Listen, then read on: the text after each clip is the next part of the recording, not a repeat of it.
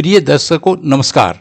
इस फिल्म में यह समझाने का प्रयास किया गया है कि लोकतंत्र एवं जन प्रतिनिधित्व के मौलिक सिद्धांतों के अनुसार भारत के ग्रामीण आम मतदाता जो किसी भी राजनीतिक दल उम्मीदवार की हार जीत को सुनिश्चित करते हैं, वास्तव में अपने कीमती वोट यानी मत या विचार का अपने ही जैसे जन प्रतिनिधि को चुनने के लिए मानसिक रूप से तैयार हो सकें।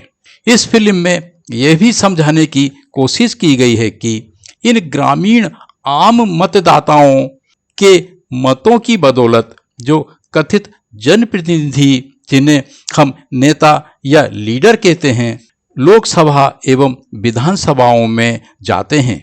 भारत की आम जनता की तुलना में उनकी अपराधों के मामलों में एवं धन चल अचल संपत्ति के मामले में क्या हालात हैं और हैसियत होती हैं, इन सब बातों को आम ग्रामीण निर्णायक मतदाता जान समझ सकें और इस बात का आत्ममंथन कर सकें कि उनके निर्णायक मतों का कैसे छोटे छोटे लालच में, भ्रामक प्रचार के कारण एवं अनुचित दबाव प्रभाव के कारण कैसे दुरुपयोग होता आया है। आशा है भारत की पहली एवं एकमात्र राजनीतिक पार्टी पाराद का यह प्रस्तुतिकरण भारत की लोकसभा एवं विधानसभाओं में समानुपातिक प्रतिनिधित्व सुनिश्चित करने में तथा असली लोकतंत्र की स्थापना में एक मील का पत्थर साबित होगा। पुनः नमस्कार, धन्यवाद।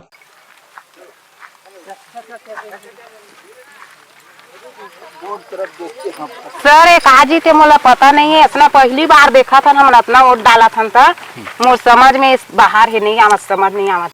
सम्मानीय मतदाताओं नमस्कार। इस निर्वाचन केंद्र में आपका स्वागत है। आइए ये जो आप बोर्ड देख रहे हैं उनके विषय में आपको समझाने का प्रयास करते हैं। यह भी बताने का प्रयास करते हैं कि इन सूचना पटलों को यहाँ दर्शाने का क्या मतलब है। जैसा कि इसका ऊपर जो शीर्षक दिया गया है, लोकतांत्रिकों का समानुपातिक एवं हेतुक प्रतिनिधि जनसमूह, इसको संक्षिप्त में उन्होंने पाराद कहा है, के द्वारा ये बोर्ड लगाए गए हैं और इनको अलग अलग नाम दिया गया है। पहला नाम है इसका सूचना पटल क्रमांक 1। इसका जो विषय वस्तु इस तरह से है, प्रिय मतदाता, मतदान से पहले इन जरूरी बातों को जान समझ लें। और ये कौन सी बातें हैं इन्होंने आगे इसमें बताया है। पहला है मतदान का अर्थ क्या है। किसी एक बात, विचारधारा, व्यक्ति के बारे में अपनी राय पक्ष में या विपक्ष में व्यक्त करना। दूसरा, मतदान का अर्थ यह नहीं है कि किसी एक के दबाव, लालच में या बहकावे में आकर ईवीएम मशीन पर लिखे किसी एक व्यक्ति के नाम के बगल से बगल वाले बटन को दबा देना। तीसरा, चुनाव की कार्रवाई में आप अपना वोट यानी अपना विचार या भावना अनेक उम्मीदवारों में से किसी एक के पक्ष में व्यक्त करते हैं और उसे अपने प्रतिनिधि के रूप में निर्धारित करते हैं।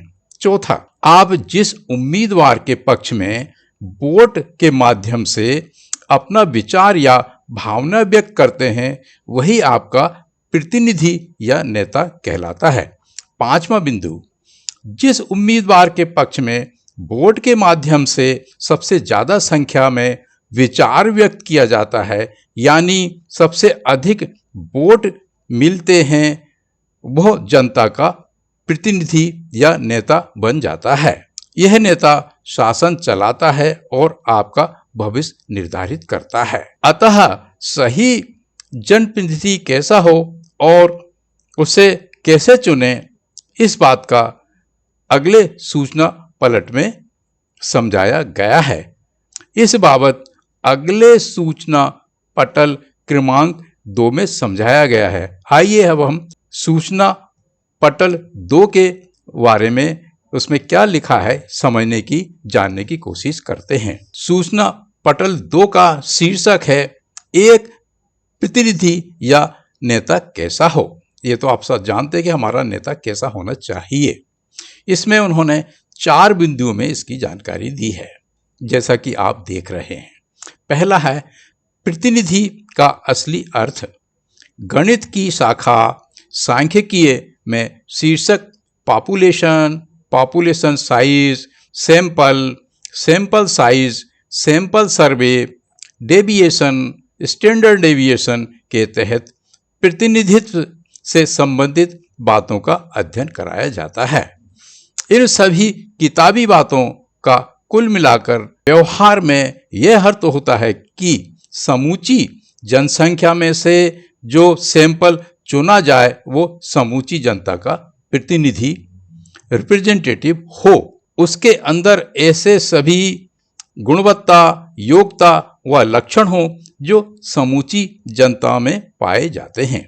ऐसा प्रतिनिधि ही सभी उद्देश्यों के लिए सही व उचित प्रतिनिधि कहलाएगा, अन्यथा नहीं। अगले सूचना पटल क्रमांक 3 में एक सही व उचित प्रतिनिधि चुनने की विधि बताई गई है। आइए अब हम अगले सूचना पटल क्रमांक 3 के विषय में जानकारी लेते हैं। सूचना पटल क्रमांक 3 का शीर्षक है समूची जनसंख्या में से उसका सही प्रतिनिधि चुनने की एक आदर्श विधि। खेत की मिट्टी का नमूना बताया गया है। इसमें भी उन्होंने 5 बिंदुओं पर चर्चा की है। पहला, लाभप्रद खेती के लिए समूचे खेत की मिट्टी का सही मिट्टी नमूना, इसको इंग्लिश में सॉइल सैंपल कहते हैं, लेने की ग्रामीणों के लिए कृषि वैज्ञानिकों ने एक विधि तय की है। इस विधि को प्राय सभी कृषक जानते हैं। तो दूसरा बिंदु, इस विधि में पॉलीथीन थैली में भरकर लेबल लगाकर जो मिट्टी प्रयोगशाला में जाती है वह सारे खेत की मिट्टी का प्रतिनिधित्व करती है। अर्थात जैसा हमारे खेत की समूचे खेत की मिट्टी है वैसे ही इस पॉलीथीन में मिट्टी का नमूना भरा जाता है। तीसरा बिंदु, इस मिट्टी नमूना के आधार पर मिट्टी जांच रिपोर्ट आती है, सिफारिशें आती हैं। इनके आधार पर किसान खेत में उपचार करता है तो खेती लाभप्रद होती है, खेत भी अच्छा बना रहता है। चौथा बिंदु, अब प्रश्न यह है कि अगर खेत में से किसी भी स्थान से कोई किसान रेत कंकड़ उठाकर पॉलीथीन में भरकर लेबल लगाकर उसे खेत की मिट्टी का प्रतिनिधि मानकर प्रयोगशाला भेजता है और प्राप्त उपचार सिफारिशों के आधार पर खेती करता है तो क्या खेती लाभप्रद होगी? उन्होंने इसका उत्तर कदापि नहीं में दिया है। बिंदु क्रमांक 5, अब ऊपर जो बात समझाई गई है उसका क्या निष्कर्ष निकलता है? मतदाता भाइयों, भारत में लोकतंत्र और जनप्रतिनिधित्व के नाम पर जो छल कपट हो रहा है वो ठीक वैसा ही है जैसा कि ऊपर के बिंदु क्रमांक 4 में बताया गया है। अर्थात जिन लोगों ने ये सूचना पटल लगाया है उनका ये कहने का मतलब है हमारे देश के जो प्रतिनिधि जिन्हें हम अक्सर नेता कहते हैं वे आम जनता के नहीं होते और आम जनता जैसे जिन्हें हम प्रतिनिधि कहते हैं नहीं होते। जिन लोगों ने ये सूचना पटल लगाए हैं उन्होंने ये अंत में निवेदन किया है कि कृपया अगले सूचना पटलों को ध्यान से पढ़ने एवं उनके तथ्यों को समझने का कष्ट करें। अतः हम अगले पटल क्रमांक 4 की बातों को ध्यान से पढ़ने सोचने का प्रयास करते हैं। आइए अब हम अगले पटल क्रमांक 4 पर आते हैं। सूचना पटल क्रमांक 4 का शीर्षक है भारत की लोक सभा, राज्यसभा व विधानसभाओं में सांसदों, विधायकों की आर्थिक व आपराधिक पृष्ठभूमि। इन्होंने जो आंकड़े दिए हैं उसमें यह समझाने की कोशिश की गई है कि हमारे कथाकथित जो हमारे जनप्रतिनिधि हैं वो किन किन बातों में लिप्त रहते हैं। 17वीं लोकसभा जो 2019 में बनी है उसमें कुल 542 सदस्य हैं। उनमें से करोड़पति कितने हैं और आपराधिक छवि के कितने हैं, आप एक स्वयं ही इस सूचना पलट में जो विभिन्न कालों में जो आंकड़े दिए गए हैं उनको आप देख समझ कर जान सकते हैं। करोड़पति 542 में से करोड़पतियों की संख्या 477 है जो 88% होती है। इसी लोकसभा में जो आपराधिक छवि वाले जो हमारे कथित जनप्रतिनिधि हैं उनकी ये स्थिति है कि 157 जो है जिनके ऊपर गंभीर आपराधिक मामले चल रहे हैं उसके आरोपी हैं, जो 29% बनाता है। और गैर गंभीर अपराधों के जो अपराधी हमारे सांसद हैं वो 232 हैं जो 43% अंश बनाते हैं। यही अवस्था राज्यसभा की है जो जुलाई 2021 की स्थिति में, इसमें कुल सदस्य 229 थे। इनमें से करोड़पति 184 थे जो 89% बनाते हैं। इसमें गंभीर अपराधों के आरोपी 28 थे जो 12% बनाते हैं और गैर आपराधिक राज्यसभा के सदस्य थे वो 54 थे जो 23% बनाते हैं। इसी प्रकार देश की विभिन्न जो विधानसभाएं हैं उसकी जानकारी इस प्रकार से है। जुलाई 21 की स्थिति में कुल 7,880 विधायक थे, उनमें से 3,100 करोड़पति थे जो 78% बनाते हैं। इसमें जो गंभीर अपराधों के आरोपी थे वो 1,610 थे जो 40% बनाते हैं और गैर गंभीर अपराधों के आरोपी 1,047 थे जो 26% बनाते हैं। अब यहाँ इन्होंने कुछ नोट करने वाली बातों की तरफ हम लोग का ध्यान आकर्षित किया है। ये संख्या तेजी से बढ़ते क्रम में है। भारत की सच्चाई लगभग 30% लोग गरीबी रेखा के नीचे जीवन जीने को मजबूर है। यहाँ उनका ये कहना है कि एक तरफ हमारे कथित जनप्रतिनिधि अरबपति करोड़पति हैं और जिनका प्रतिशत बहुत ज़्यादा है, साथ ही वे गंभीर और अन्य प्रकार के अपराधों के आरोपी हैं। दूसरी तरफ भारत की लगभग 30% जो जनसंख्या है वो गरीबी रेखा से नीचे जीने को मजबूर है। गरीबी रेखा क्या होती है इस विषय में हम विस्तार से अभी नहीं जानकारी देंगे। तीसरी बात यह उन्होंने बताई है कि लगभग 35% लोग झुग्गी झोपड़ी में रहने को मजबूर हैं। चौथी बात यह है कि लगभग 60% लोगों की खुराक में प्रोटीन की कमी है, अर्थात उनको पोषक आहार नहीं मिल रहा है। ये बहुत बड़ी जनसंख्या है, 7% लोग पोषक आहार से वंचित हैं। अब इसका निष्कर्ष यह निकलता है, जिन लोगों ने ये सूचना पटल लगाए हैं उनका ये कहना है कि ये बहुत बड़ा विरोधाभास है। हमारे कथाकथित प्रतिनिधि इतनी भारी मात्रा में अति संपन्न हैं और अति प्रतिशत में अपराधी हैं और एक तरफ हमारी भारत की आम जनता है कि ये दुर्दशा है। आप खुद स्वयं इसको और ध्यान से पढ़कर समझ सकते हैं। अब इन्होंने प्रश्न किया है, क्या ऐसे करोड़पति आपराधिक छवि वाले लोग आपके जनप्रतिनिधि हो सकते हैं। निश्चय ही इसका हमको गंभीरता से विचार करना है।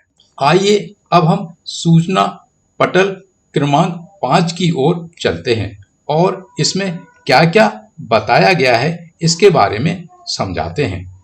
इस सूचना पटल का शीर्षक है अति गरीब भारतीय समाजवादी लोकतंत्र के अति अमीर कथित जनप्रतिनिधियों के विषय में कुछ रोचक तथ्य। जैसा कि आपने पटल क्रमांक 4 में देखा है कि भारत के कथित जनप्रतिनिधियों की धन संपत्ति एवं आपराधिक मामलों में कुल मिलाकर क्या स्थिति है। इन मामलों में कुछ खास रोचक तथ्यों को बताने की कोशिश की गई है। पहला रोचक तथ्य है लोकसभा एवं राज्यसभा के 269 सांसदों के पास 10 करोड़ से अधिक की संपत्ति है। दूसरा रोचक तथ्य है लोकसभा के सांसदों के पास औसतन प्रति सांसद 20.74 करोड़ की संपत्ति है। तीसरा रोचक तथ्य है राज्यसभा के सांसदों के पास औसतन प्रति सांसद 79.45 करोड़ की संपत्ति है। इन रोचक तथ्यों के अलावा जैसा कि आप देख रहे हैं, दो तालिकाओं के माध्यम से बताया गया है कि पहली तालिका में 10 शीर्ष अति धनाढ्य सांसदों की संपत्ति। इस तालिका में कुल 10 सांसदों की जानकारी दी गई है। पहला सांसद जो 5,300 करोड़ की संपत्ति धारण करता है। दूसरा सांसद 4,078 करोड़ की संपत्ति धारण करता है। तीसरा सांसद 2,577 करोड़ की संपत्ति धारण करता है। चौथा सांसद 1,001 करोड़ की संपत्ति धारण करता है। पांचवा 857 करोड़ की संपत्ति धारण करता है। छठवां 660 करोड़ की संपत्ति धारण करता है। सातवां 645 करोड़ की संपत्ति धारण करता है। आठवां 463 करोड़ रुपए की संपत्ति धारण करता है। नवा 338 करोड़ रुपए की संपत्ति धारण करता है। दसवां 325 करोड़ रुपए की संपत्ति धारण करता है। अब दूसरी तालिका की तरफ हम दृष्टि करते हैं तो इसमें प्रमुख राजनीतिक पार्टियों के धनाढ्य सांसदों की संपत्ति की स्थिति को दर्शाया है। इसमें कुल 7 प्रमुख पार्टियों का विवरण है। बीजेपी के 85 सांसदों के पास औसतन 27.44 करोड़ की संपत्ति है। कांग्रेस के 44 सांसदों के पास 50.09 करोड़ की संपत्ति है औसतन। AITC नाम की जो राजनीतिक पार्टी है उसके 13 सांसदों के पास 4.09 करोड़ की संपत्ति है। YSRCP नाम की जो राजनीतिक पार्टी है इसके 9 सांसद हैं। इनके पास औसतन 395.77 करोड़ रुपए की संपत्ति है। TRS नाम का जो राजनीतिक दल है इसके 7 सांसद के पास 799.09 करोड़ की संपत्ति है। NCP नाम की जो राजनीतिक पार्टी है उसके 4 सांसद हैं। उनके पास औसतन 118.71 करोड़ रुपए की संपत्ति है। सातवां आप नामक राजनीतिक पार्टी है उसके 10 सांसद हैं। 10 सांसदों की औसतन जो संपत्ति है वो 131.44 करोड़ रुपए की है। अब यहाँ इन्होंने पुनः प्रश्न किया है, क्या ऐसे लोग आपके प्रतिनिधि हो सकते हैं? उत्तर कदापि नहीं। यह एक चौंकाने वाली बात यह है कि आम आदमी पार्टी नामक पार्टी से बोध होता है कि यह पार्टी आम आदमियों की पार्टी है, किंतु उसके भी 10 सांसद हैं। उनके पास औसतन रूप से 131 करोड़ रुपयों की संपत्ति है। अब हम सूचना पटल क्रमांक 6 की ओर बढ़ते हैं। इसका संबंध चुनाव में खड़े उम्मीदवारों की विभिन्न प्रकार की जानकारियों से है। इन्हें 4 भागों में विभक्त किया गया है, जो A, B, C और D के रूप में है, जो क्रमशः इस प्रकार से दर्शाई गई है।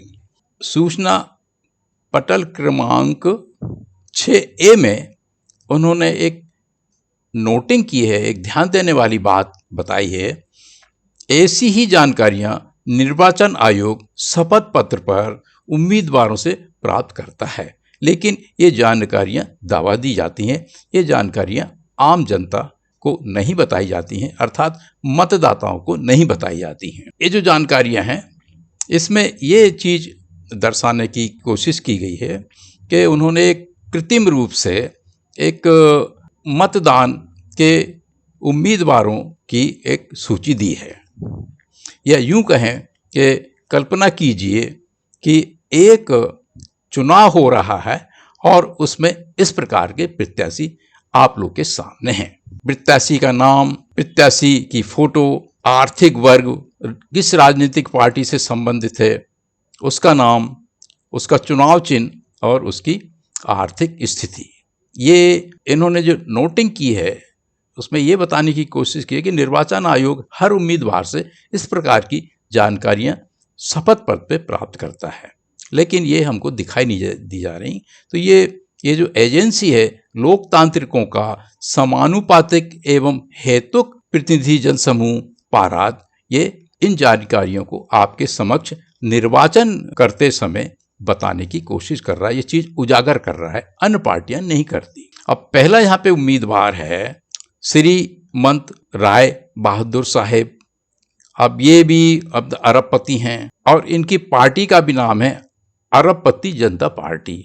इनका चुनाव चिन्ह है राजा का मुकुट और इनकी जो वार्षिक आय है वो 50 लाख रुपया है। दूसरी की भी वही स्थिति है, क्योंकि अपन व्यक्तिगत रूप से इस पर चर्चा करेंगे तो समय अधिक लगेगा और ये मतलब आप भी सुन करके बोर हो जाएंगे, क्योंकि आपको शीघ्र अतिशीघ्र मतदान करके लौट जाना है। अब आप खुद देख लें, समझ लें, जान लें। अब आखिरी में जो दुखारू राम है वो आप जैसे आम आदमियों में से ही है, जो गरीबी रेखा के नीचे BPL की स्थिति रखता है और इसकी जो पार्टी का नाम है वो पाराद है। अर्थात पाराद नाम की पार्टी के चुनाव चिन्ह तले ये एक उम्मीदवार के रूप में आपके समक्ष है। अब इसका चुनाव चिन्ह भी पाराद का चुनाव चिन्ह है और इसकी वार्षिक जो आय है सिर्फ 50,000 रुपया है। अब इन्होंने पुनः इन नीचे लिखी बातों पर ध्यान देने का एक प्रयास किया है।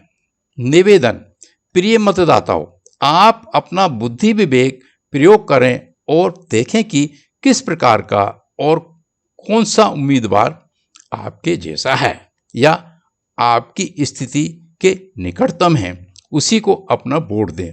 जैसा कि इन्होंने पिछली सूचना पटलों में समझाया है कि भाई जनप्रतिनिधि वही कहलाएगा जो आपके जैसा हो, आपकी आर्थिक स्थिति आपके जैसी हो, उसकी माली स्थिति, उसकी चल अचल संपत्ति की स्थिति आपके जैसी हो, वो स्वयं भी आपके बीच का हो, तो वही आपका जनप्रतिनिधि कहला सकता है। जिसका कि हमने एक मिट्टी के नमूने, खेत की मिट्टी के नमूने के आधार पे समझने की कोशिश की है। अब हम अगली सूचना पटल पर चलते हैं। अगला सूचना पटल 6B है। इसमें भी इन्होंने एक नोट लिखा है जो इस प्रकार से, ऐसी ही जानकारियां निर्वाचन आयोग शपथ पत्र पर उम्मीदवारों से प्राप्त करता है, लेकिन ये जानकारियां दबा दी जाती हैं। अर्थात पटल 6B में और आगे ये बताया है कि निर्वाचन आयोग शपथ पत्र पर कौन कौन सी जानकारियां प्राप्त करता है और अपने रिकॉर्ड में लेता है।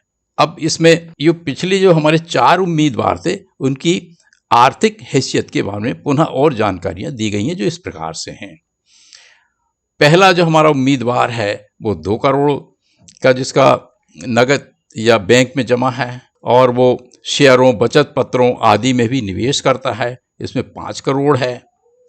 उसके वाहनों की क्या स्थिति है कि जब इतने बड़े संपन्न लोग हैं निश्चित रूप से उनके पास वाहनों की बहुत भारी संख्या है। पहले उम्मीदवार की 4 पहिया वाहनों की संख्या 5 है जिनकी कीमत 42 लाख रुपए के लगभग है।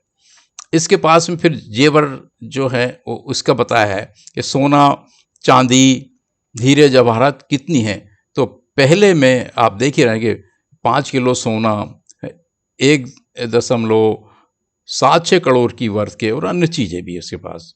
मोरारलेस लगभग दूसरे उम्मीदवार जो कि एक सेठ है उसका भी लगभग वही स्थिति है, तीसरे की वही स्थिति है। लेकिन चौथा जो उम्मीदवार है वो थोड़ा भिन्न है। उसके पास बैंक में जमा या नगद में सिर्फ बेचारे के पास में 5,000 रुपये हैं। क्यों? कि वो गरीबी रेखा वाला है। और वो अब बचत पत्रों में, शेयरों में, जो आप इन दिनों देख ही रहे हैं, शेयरों में बड़े घोटाले की सूचनाएं आ रही हैं, पहले भी आती रही हैं। इसके पास बेचारे के इसके लायक कुछ हैसियत ही नहीं है वो शेयरों में पैसा लगा सके। वाहनों की संख्या, इसके बाद बेचारे के पास 3 साइकिल हैं और जिनकी कुल कीमत है 4,500 रुपये। हो सकता है एक खुद के लिए हो और 2 साइकिलें अपने बच्चों के लिए जो स्कूल जाते हैं उसके लिए है। बाकी जो सोना, चांदी, हीरे जवाहरात की जो अवस्था है वो आप देख ही रहे हैं कि वो 2 ग्राम पास सोना है जो 7,000 रुपये का है, चांदी 500 रुपये की है और जो 17,000 500 ग्राम है वो जो 17,000 रुपये की है। अब अर्थात इसका मतलब है कि कम से कम उसकी जो धर्मपत्नी है शायद उसका जो मंगलसूत्र के मात्र ही उसके पास में है। बाकी उसके पाँव जेब वगैरह जो है इस तरह से वो 500 ग्राम के लगभग 1-2 और हो सकते हैं, बाकी इसके पास कुछ नहीं है। यहाँ अपन को इस बात का ध्यान देना है जो उन्होंने निवेदन करके बताया है, इसको मैं आपके सामने पढ़ रहा हूँ। निवेदन, प्रिय मतदाताओं, आप अपना बुद्धि विवेक प्रयोग करें और देखें कि किस प्रकार का और कौन सा उम्मीदवार आपके जैसा है या आपकी स्थिति में है, आपकी स्थिति के निकटतम है, उसी को अपना वोट दें। यहाँ आपको एक बात विचार में लाना है कि भाई हम जैसे हैं वही तो हमारा प्रतिनिधि कहलाएगा और वही जब विधानसभा, लोकसभा में, राज्यसभा में जाएगा तब वही तो हमारी तकलीफ जानेगा, बूझेगा, समझेगा, क्योंकि वो हमारे जैसा है। उसने सब विपदाएं झेल रही हैं, अभाव झेला है, तकलीफें झेली हैं। क्यों? कि वो हमारे जैसा है। अरबपति, करोड़पति जो एसी में रहते हैं, गाड़ियों में चलते हैं, जैसा आप देख रहे हैं, आलीशान भवनों में, मकानों में रहते हैं, वो हमारे जैसे लोग की तकलीफें उसके द्वारा सोचना, समझना, कल्पना करना संभव ही नहीं है और वो हमारा जनप्रतिनिधि नहीं हो सकता। जनप्रतिनिधि वही होगा जो हमारे जैसा होगा। ये वैज्ञानिक सिद्धांत है जो हम पिछली उसमें आपको बताए हैं। गणितीय जो सांख्यिकी में चीज़ें समझाई जाती है, पढ़ाई जाती हैं। आइए अब हम अगली प्लेट की ओर बढ़ते हैं। अगला सूचना पटल क्रमांक 6 सी है। इसमें भी वही दोहराया गया है कि इस प्रकार की जानकारियां रिकॉर्ड में निर्वाचन आयोग शपथ पत्र पर हर उम्मीदवार से लेता है, लेकिन वो दिखाई नहीं जाती। इसमें ये जो जानकारी दी है, उसके बाद कितनी भूमि है, शहरी है या कृषि है, उसका वो व्यापार वाणिज्य की क्या उसकी हैसियत है। दूसरा, उसके बाद आवासीय भवन किस प्रकार के, किस स्तर के हैं। पहले, दूसरे और तीसरे कैंडिडेट का हम ज़्यादा वो नहीं करें, आप खुद समझ जाएंगे। वो अति संपन्न लोग हैं, अपार जमीन है और दूसरे उनके अन्य और धंधे, बिजनेस भी चल रही हैं, दुकानें भी हैं और आय के अनेक उनके पास में स्रोत हैं और आवास के लिए भी उनके पास बड़े बड़े भवन, प्लाट हैं। अब इस पर हम ज़्यादा चर्चा नहीं करेंगे। हमारे लिए ध्यान देने वाली बात यह है कि जो हमारा वो गरीबी रेखा के नीचे का जो हमारे जैसा ही जो उम्मीदवार है, जैसे कि आप सभी लोग हैं, जिस हैसियत से हैं, उसी हैसियत के नज़दीक हमारा ये जो है, तो उसके पास बेचारे के पास में, क्योंकि बीपीएल गरीबी रेखा वाला है, तो जमीन होने का सवाल ही नहीं। दूसरा, उसके पास कोई ऐसा शहरी जमीन भी नहीं है, गैर कृषि जमीन भी नहीं है, और बेचारा अब व्यापार, दुकानें, होटल का तो प्रश्न नहीं उठता, वो तो अपना मजदूरी करके अपना जीवन यापन कर रहा है, क्योंकि आप सभी प्राय इसी हैसियत के हैं, आप भी अपना जीवोपार्जन बड़ी मुश्किल से करते हैं, ये तो आप स्वीकार करेंगे ना। आवासीय भवन का भी प्रश्न नहीं उठता, जो है बेचारा गांव में एक लीज पर सरकार ने, गिरदावल पटवारी ने उसको एक दे रखी है कि उसने अब जैसे से अपना कच्चा मकान बनाया, जिसकी हैसियत 20,000 रुपये के लगभग है। अब यहाँ फिर उन्होंने एक निवेदन किया है, प्रिय मतदाताओं, अपना बुद्धि विवेक प्रयोग करें और देखें कि किस प्रकार का और कौन कौन सा उम्मीदवार आपके जैसा है या आपकी स्थिति के निकटतम है, उसी को अपना वोट दें। अब मैं नहीं समझता कि ये जो एजेंसी है जिसने ये सूचना पटल लगाए हैं, उनकी क्या मंशा है, वो क्या कहना चाहते हैं, आप समझ रहे होंगे। अब हम यहाँ अगले बोर्ड की तरफ आते हैं। इस सूचना पटल का उन्होंने नाम दिया 6D।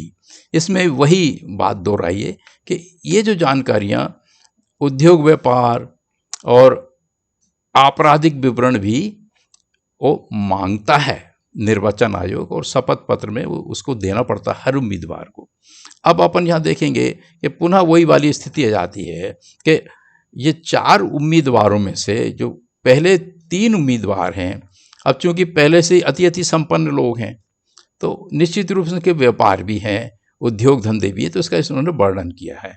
सीमेंट फैक्ट्री है, आयात निर्यात का व्यापार करते हैं, होटल संचालन, शराब ठेकेदारी करते हैं, उसमें क्या उनकी आय व्यय का वर्णन दिया है, इसको अपन विस्तार में नहीं जाना चाहेंगे। अब आपराधिक पृष्ठभूमि का भी ये लोग व्यक्तिगत रूप से हर उससे मांगते हुए किस में क्या केस चले, तो यहाँ पर अधिकतर आप देखेंगे, जो पिछला आपने देखा होगा, जो गंभीर अपराधों का उन्होंने संख्या प्रतिशत बताया, उसी चीज संबंधित है। तो अब इसमें मैं समझता हूँ ज़्यादा इसमें वर्णन करने की या जो लिखा है उसको पढ़ने की जरूरत नहीं है, सिर्फ समझने की है। और जो 3 ऊपर वाले उम्मीदवार हैं, जो इन सब गतिविधियों में लिप्त है, जैसा कि पिछले पटल में बना है कि इनकी संख्या बहुत ज़्यादा, ये उसी कैटेगरी के, उसी स्तर के लोग हैं। जब प्रतिनिधित्व की बात आती है, इनसे हमारा लेना देना, हमारी समानता कोसों दूर है, किसी भी मामले में हम इससे तालमेल नहीं बैठा सकते। अब चौथे कैंडिडेट की बात आती है, जो एक पारात के चुनाव चिन्ह तले उम्मीदवार है, उसकी आप देखेंगे। अब चूंकि बेचारा खुली मजदूरी करता है, वनोपज का संग्रहण करता है, मनरेगा में मजदूरी करता है, आदि से उसकी 50,000 के लगभग उसी वर्ष में आय हो जाती है। और मैं ऐसा समझता हूँ कि आप लोग का भी लगभग ऐसा ही स्थिति होगी, आप इस चीज को स्वीकार करते होंगे। मजदूर है बेचारा, वो क्या अपराध करेगा, तो अपराध वाली स्थिति भी यहाँ नहीं है, न गंभीर अपराध वाली स्थिति है, न ही साधारण या गैर गंभीर वाली अपराध की स्थिति है। अर्थात अब मैं प्रश्न आपसे करता हूँ स्वयं ही कि क्या आप भी अपराधों में लिप्त हैं क्या? आप भी गंभीर अपराधों के अपराधी हैं क्या? और आपके पास में भी बड़े बड़े व्यापार, आयात निर्यात का, होटल के धंधे हैं क्या आप सब लोग के पास में? तो निश्चित ही रूप से आप कहेंगे बिल्कुल नहीं। अब यहाँ प्रश्न उठता है कि आप जैसा जो अधिकतर हमारे जो मतदाता हैं, कौन सा आपकी दृष्टि में ऐसा कौन सा मतदाता है जो आपके निकटतम हर मामले में खरा बैठता है, उसी को आप निश्चित रूप से मत अपना देंगे, ऐसा मेरा मानना है। इन्होंने फिर निवेदन किया है, वो बात दोहराया है, प्रिय मतदाताओं, आप अपना बुद्धि विवेक प्रयोग करें और देखें कि किस प्रकार का और कौन कौन सा उम्मीदवार आपके जैसा है या आपकी स्थिति के निकट है, उसी को आप अपना वोट दें। और मैं ऐसा समझता हूँ कि आप इस चीज़ को स्पष्ट कर लिए होंगे। अधिकतर हमारे जो मतदाता हैं, यहाँ पे आप मेरे सामने हमारी बहन बेटी हैं, हमारे चौथे जो उम्मीदवार हैं उसके निकटतम होंगे। इधर एक और ध्यान देने वाली बात है, जो एक दूसरे सूचना पलट में समझाई गई है कि एक हमारी बहन दुखियारी बाई भी एक उम्मीदवार है पारात की तरफ से। तो हमारी बहन बेटियां ये अच्छी तरह से जान गई होंगी कि हमारी जो बारात के चुनाव चिन्ह के तले हमारी दुखियारी बाई उम्मीदवार है, तो हमारी बहन बेटियां स्पष्ट रूप से ये समझ जाएंगी कि यही हमारी बहन हमारी जैसी ही है और निश्चित ही हमारा प्रतिनिधित्व करती है और हम इसे अपना वोट देंगे। और मैं ऐसा समझता हूँ कि इस बात से आप सभी सहमत होंगे। यदि अब आपको कोई प्रश्न है, कोई शंका है, तो उसका आप समाधान कर सकते हैं। हम आपकी शंका का समाधान करने का प्रयास करेंगे। सर, ये बहुत सारी समस्या के बारे में आप बताएं जो जी, जिनको हम लोग अपना प्रतिनिधि चुनते हैं। हाँ, वो सभी आपराधिक प्रवृत्ति के हैं, हाँ, इसी प्रकृति के हैं। हाँ, बहुत सारी संपत्तियां उनकी बढ़ती जा रही हाँ, हैं। हाँ, हर बार चुनाव में वो आते हैं हाँ, हाँ, और हम उनको वोट करते हैं हाँ, और वो उनकी प्रॉपर्टी बढ़ती जाती है, हमारी समस्याएं बढ़ती जाती हैं, हम गरीब से गरीब होते बिल्कुल जाते हैं। सही बोले तो आप। इसका समाधान क्या है? इन सब समस्याओं का समाधान यह है कि जैसे ही चुनाव की घोषणा होती है, आचार संहिता लग जाती है, उस समय मतदाता सबसे शक्तिशाली व्यक्ति होता है, राजा किंग की तरह से होता है। उससे चाहिए कि वो ना तो किसी प्रभाव में दबाव में आए और ना ही चंद रुपयों, शराब, कपड़े इत्यादि छोटी छोटी चीजों के लालच में आए। वो उस उम्मीदवार को ही अपना मत दे जो उसके जैसा हो। अब चूंकि भारत में गरीबी रेखा के ऊपर के एवं मध्यम आय वर्ग के मतदाता सबसे अधिक मात्रा में पाए जाते हैं, अतः अगर मात्र इन दोनों वर्गों के मतदाता अपने जैसे ही अर्थात गरीबी रेखा के ऊपर के अथवा एवं मध्यम आय वर्ग के ही उम्मीदवार को अपना वोट दे देते हैं तो निश्चित ही लोकसभा विधानसभाओं से अति धनाढ़ आपराधिक छवि वाले कथित नेता अपने आप ही बाहर हो जाएंगे। चुनाव वही लोग लड़ते हैं। हमारे जैसा आदमी चुनाव में भागीदारी नहीं लेता। मतलब वो प्रतिनिधि बनकर, विधायक या सांसद बनकर के चुनाव में मतलब चुनाव में भाग ही नहीं लेता। मतलब वो इलेक्शन में खड़े ही नहीं होता। तो इसका क्या? आपकी बात बिल्कुल सही है। इन सब दुखद परिस्थितियों का मूल कारण यह है कि भारत की ये जो निर्वाचन प्रणाली है वो दोषपूर्ण है। यह प्रणाली शासक वर्ग के पक्ष में है। इस निर्वाचन प्रणाली में जैसा कि माननीय काशीराम जी कहा करते थे, मनी मीडिया माफिया का समावेश हो गया है। चुनाव लड़ना अति महंगा और जटिल बना दिया गया है। ईवीएम मशीन ने तो लोकतंत्र समाप्त ही कर दिया है। इन सब कारणों से आम आदमी चुनाव मैदान में आने की हिम्मत नहीं कर पाता है। लेकिन अब समय आ गया है कि आप जैसे आम मतदाताओं को अपने में से ही और अपने लिए ही अपने जैसे उम्मीदवारों को चुनाव मैदान में उतारें और बिना किसी लालच में आए, बिना किसी प्रभाव में आए, हर दशा में केवल उसी को अपना वोट दें तो निश्चित ही मनी मीडिया माफिया वाले कारक स्वयं ही लोकसभा विधानसभाओं से खत्म हो जाएंगे। पारात का मानना है भारत में ना तो कोई राजनीतिक पार्टी है, ना ही कोई विपक्षी पार्टी है और ना ही कोई सत्ता पार्टी है। भारत में सिर्फ शासक वर्ग है। इस बात को अंग्रेजी में इस तरह से कहेंगे, in India there is no any political party nor any opposition party nor any ruling party. What is there in India? It is ruling class. इस शासक वर्ग के विषय में हमने आपको विभिन्न सूचना पटलों के माध्यम से बता ही दिया है। समझदार को इशारा काफी होता है। यहाँ एक गूढ़ रहस्य बताना और भी जरूरी है। भारतीय शासक वर्ग के विभिन्न घटक जिन्हें हम अनेक राजनीतिक पार्टियों के नाम से जानते हैं, एक ही थैली के चट्टे बट्टे हैं। इस शासक वर्ग की शासन करने की नीति के विषय में कुछ बातें बताते हैं। मिसाल के तौर पर माना कि हम इस शासक वर्ग के विभिन्न घटकों, कंपोनेंट्स को पार्टी ए, पार्टी बी, पार्टी सी एवं पार्टी डी का नाम देते हैं। भारत में हो यह रहा है कि जब पार्टी ए की आम सभा होती है तो वो बी, सी एवं डी नामक पार्टियों की घोर आलोचना करती है और अपनी प्रशंसा एवं जय जयकार करती है, जब पार्टी बी की आम सभा होती है तो वो ए, सी एवं डी की बुराई करती है एवं स्वयं की प्रशंसा करती है। यही बात पार्टी सी एवं डी के लिए भी लागू होती है। लेकिन रात में ये सभी 5 सितारा होटलों में, सर्किट हाउसों में कॉकटेल पार्टी करते हैं, हैंड विद ग्लोव रहते हैं और आम जनता को मूर्ख बनाने की योजनाएं बनाते हैं।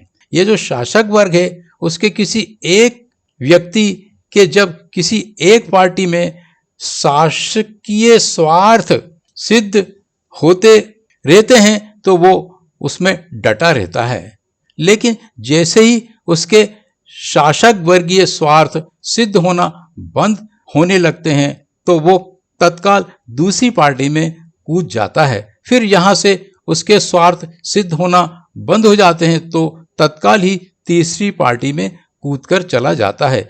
उसे आम जनता के कल्याण से कोई सरोकार नहीं रहता। उधर आम भोली भाली जनता मूर्ख बनती रहती है। हमने चुनाव के दौरान देखा है कि हर पार्टी के ग्रामीण स्तर के भोले भाले कार्यकर्ता महीनों भूखे प्यासे रह रहकर सारी विपरीत परिस्थितियों में मतदाताओं को अपनी अपनी पार्टियों के उम्मीदवारों के पक्ष में मतदान कराने के लिए तैयार कराते हैं और उम्मीदवार को विजयी कराते हैं। लेकिन जब उम्मीदवार विधायक, सांसद, मंत्री बन जाता है वो ग्रामीण कार्यकर्ताओं को पहचानने से भी इनकार कर देता है। क्वेश्चन है यस जो नेता बना है जैसे हमारे जैसा सामान्य व्यक्ति जब भी कोई नेता बन जाता तो उस पोस्ट में आने के बाद फिर वो भ्रष्टाचार में लग जाता, फिर वो लोगों की समस्या नहीं समझता, फिर अपने आप को हमसे अलग समझने लगता, हमारे में से ही जाता। सामान्य व्यक्ति तो ठीक है, मेरे जैसे सामान्य व्यक्ति को मैंने वोट दिया, उसको हमने नेता बना दिया, क्या गारंटी है कि वो हमारा काम करेगा? क्योंकि जब उस लेवल पे पहुंच जाता है तब बोलता तुम अलग मैं अलग। ये स्थिति हम लोग के सामने है। अब देखो लोकतंत्र की सबसे बड़ी समस्या इसकी वजह यह है कि भारतीय शासक वर्ग ने ये जो कथित जन प्रतिनिधित्व का सिद्धांत अपनाया है वो दोषपूर्ण है। संयोग से साधारण व्यक्ति जब चुनाव जीतकर संवैधानिक संस्थाओं में जाता है तो इस शासक वर्ग में शामिल होना पड़ता है। उसे किसी चंगुल में फंसा लिया जाता है और मनमाने ढंग से उससे, हमने आदिवासी क्षेत्रों में देखा है, वहाँ जो सरपंच होता है उसके हस्ताक्षरों से करोड़ों रुपयों का सरकारी खर्च कराया जाता है, किंतु उसकी कमांड पंचायत सचिव एवं सीओ करता है। ये लोग इस भोले भाले सरपंच को आर्थिक अनियमितता में फंसा कर रखते हैं और उल्टे सीधे काम कराते रहते हैं। इसके मूल में दोषपूर्ण प्रणाली का होना है। इस दोषपूर्ण जन प्रतिनिधित्व की प्रणाली को आप जैसे आम मतदाता अपने जैसे आम उम्मीदवार को विजयी बनाकर आसानी से समाप्त कर सकते हैं। इन पोस्टर्स में लिखी बातों को जान समझकर आपको कैसा लगा? देखिए, आज हम बहुत लंबे समय से मतदान कर रहे हैं। इस देश की जनता आजादी के 75 साल हो गए और उसकी मूलभूत समस्याओं का समाधान नहीं हुआ। ये इस देश की जनता और आम मतदाता बहुत अच्छी तरीके से देख रहा है। अब सवाल ये है कि जब लोगों ने पराग के विजन को देखा तो उनको इसमें कुछ नई बात लगी, कुछ नई बातें समझ आई। पराग ने जिस ढंग से लोगों को बताया, समझाया और जो पोस्टर प्रदर्शित किए उससे एक बात स्पष्ट समझ में आती है कि आज इस देश का मतदाता 75 साल से दिशाहीन मतदान कर रहा था और हमें राजनीतिक पार्टियां गुमराह कर रही थी और यही कारण है कि हम लोग दिशाहीन मतदान के कारण, राजनीतिक पार्टियों को गुमराह के कारण और उनकी गैर जिम्मेदारी तौर तरीकों के कारण इस देश की मूलभूत समस्याओं का समाधान नहीं हो पाया है। आप कैसी सरकार चाहते हैं? हम ऐसी सरकार चाहते हैं जो पराग की नीतियों को लागू करे, जो पराग की विचारधारा को लागू करे, जो इस देश के शोषित, पीड़ित, उपेक्षित समाज है उसके हितों के लिए काम करे और इस देश की जो मूलभूत समस्या है देश की, वो हर नागरिक की मूलभूत समस्या का समाधान हो। प्रतिनिधि सरकार से आपका क्या मतलब है? हम ये चाहते हैं प्रतिनिधि सरकार ऐसी हो जो हमारे बीच के लोग हो। जैसे हम जो सामान्य मतदाता है उनके बीच का जब व्यक्ति जाएगा, जिसने इस देश में गरीबी देखी है, भुखमरी देखी है, अशिक्षा देखा है, अभाव देखा है, आवासहीनता देखी है, कानून व्यवस्था की बिगड़ती स्थिति देखी है, जिन्होंने इन सब परिस्थितियों को झेला है, उस वर्ग का व्यक्ति जब सत्ता में बैठेगा तब इस वर्ग की समस्याओं का समाधान होगा, न कि उस वर्ग का जिन्हों को भूख से, गरीबी से, बेरोजगारी से, अभाव से मतलब नहीं है, वो इस देश की समस्या का समाधान नहीं कर सकते। प्रतिनिधि सरकार के विषय में हमको थोड़ा और विस्तार से बताएं। ऐसा है, प्रतिनिधि सरकार जो है वो हमारे हम जैसे होना चाहिए, ताकि जो हमारी आर्थिक सामाजिक जो भी परिस्थिति है, स्थिति है, वो समझ सके और जनता का जो भी हो, जैसे बड़े लोग शोषण करते हैं तो उस चीज के खिलाफ कुछ ऐसे एक्शन निकाले कि आम इंसान को उनके अधिकार, उनका हक जो है वो मिल सके। इतना जानने समझने के बाद आम लोग किसको वोट देंगे? मैम, इतना जानने समझने के बाद हम अपने समान व्यक्ति, मतलब अपने जैसे ही व्यक्ति का को ही वोट देंगे। गरीब परिवार से ही हो और हम जैसे गरीब हैं, हमारे दुख सुख को जैसे वो भी समझ सके, ऐसे ही व्यक्ति को चुनेंगे। आप लोग दुखारू राम को ही क्यों वोट देंगे? वह तो गरीब है और आप लोग का क्या भला करेगा? हम इसलिए उन्हें वोट देंगे कि वो हमारी समस्याओं को समझता है, पहली बात। दूसरी, वो हमारे जैसे सामान्य व्यक्ति ही है। और तीसरी बात ये है कि वो एक नया चीज जो है समाज को देगा, ताकि अच्छे से अच्छा प्रतिनिधि आए और नई सरकार का निर्माण हो, और ताकि समाज में एक क्रांतिकारी विचार जो है वो मिल सके, एक नई दिशा जो है समाज को मिल सके। आपने दुखियारी बाई को ही क्यों वोट दिया? वह तो साधारण सी महिला है, गरीब है और आपका क्या भला करेगी? वो अत्याचार हो रहा है, वो हम लोग का परेशानी हल करेगी, वो हम जैसे ही उम्मीदवार है, इसलिए हम लोग उसको वोट दिए हैं। आपने किसको वोट दिया है? दुखियारीन बाई को। दुखियारीन बाई तो गरीब है, साधारण सी महिला है, वो आपका क्या भला करेगी? गरीबीन के साथ देते, ऐसे के पास में बैठेंगे, उठेंगे, दुख सुख बांटेंगे, ऐसे के हम गरीबीन को चुने हैं। और फिर बीच में अपराधी भी नहीं है, आन के जैसी। आप वोट डालने के पश्चात कैसा महसूस कर रही हैं? हमें अच्छा लग रहा है और मैं अपने जैसे प्रतिनिधित्व को चुनकर मुझे खुशी भी हो रही है और अच्छा भी लग रहा है और पछतावा भी नहीं हो रहा है। आपको खुशी हुई, इस बात का थोड़ा और खुलासा करें। रात हमारे यहाँ पहले ऐसे है, मतलब पहले संस्था ऐसे आए जो हमें सही चीज की जानकारी दे रहे हैं और पोस्टर द्वारा हम लोगों को समझा रहे हैं।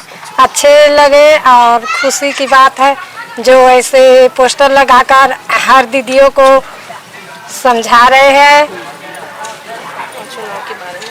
चुनाव के माध्यम से समझा रहे हैं और हमें बहुत अच्छे खुशी हुई ये जानकर। आपको खुशी हो रही है, इस बात का थोड़ा और खुलासा करें। हाँ, ये हमारे लिए बहुत ही खुशी की बात है।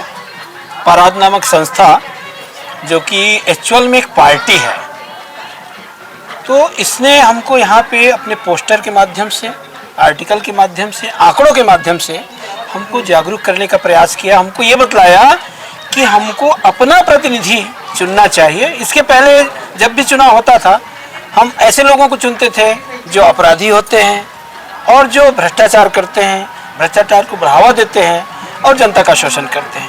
अभी पहली बार हमको ये महसूस हो रहा है कि हम अपना व्यक्ति को चुन रहे हैं, अपने प्रतिनिधि को चुन रहे हैं। आप भारत की आम जनता को क्या संदेश देना चाहेंगे? हम भारत की जनता को ये संदेश देना चाहेंगे कि आज तक हम सभी के ऊपर कहीं न कहीं छोटा मोटा राजनीतिक शोषण होता रहा है और हम ऐसे पूंजीपतियों का साथ न दे करके अपने ज़मीन से जुड़ा हुआ व्यक्ति जो अपने गांव का हो, आसपास का हो और जो हम सभी का परेशानियों का हल कर सके, हमारे समस्या जो है, मूलभूत समस्या जो है उनका समाधान कर सके। और मैं इतना ही कहना चाहूँगा कि हमारे देश के जितने भी नागरिक हैं उनसे मैं निवेदन करना चाहूँगा कि पूंजीपतियों के बहकावे में, चंद शराब रुपये पैसा के लालच में अपना वोट खराब न करें और जो अपना सही प्रतिनिधित्व है, जो अपना आप लोगों की समस्या सुन सके, समझ सके, ऐसे व्यक्ति को आप चुनना पसंद करें और उन्हीं को चुनें।